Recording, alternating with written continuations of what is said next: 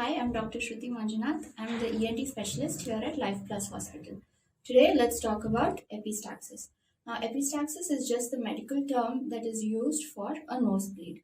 About 60% of the people experience at least one episode of nosebleed in their lifetime. The large number of blood vessels that are present on the surface of the lining of the nose makes it more prone for bleeding. Now, there are two types of nosebleeds, an anterior nosebleed and a posterior nosebleed. An anterior nosebleed occurs from the front end of the nose from a small point called the Little's area. Now, this is where all the major blood vessels converge, making it more susceptible to any bleeding.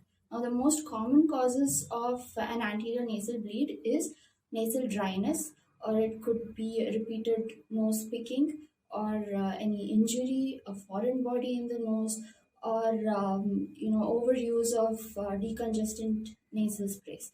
Decongestant nasal sprays, like sprays that contain oxymetazoline and xylometazoline. A posterior nasal bleed occurs from a large blood vessel present at the back end of your nose. Bleeding from here trickles down to the back of your throat, most commonly. Now, the most common cause of a posterior nasal bleed is high blood pressure. Now, what do you do when either you or somebody with you experiences a nasal bleed?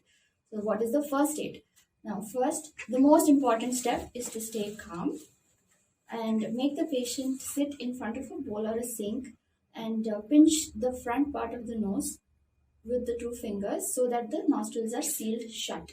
Okay, and then make the patient bend his or her head in front of the bowl or the sink and keep the mouth open. Let them continue breathing through the mouth. Hold this position for about 10 minutes. Never tilt the head backwards, because when you tilt the head backwards, the blood can trickle down to the back of your throat and cause aspiration or choking. Plus, you will not be able to assess how much of blood loss has happened. So you can also place an ice pack over the nose and the cheek area during these steps of the first aid. Now, when do you need to meet an ENT specialist? One, if the bleeding does not stop even after 20 to 30 minutes of first aid, or even just after the bleeding stops, you can just go for a regular checkup with your nearby ENT specialist.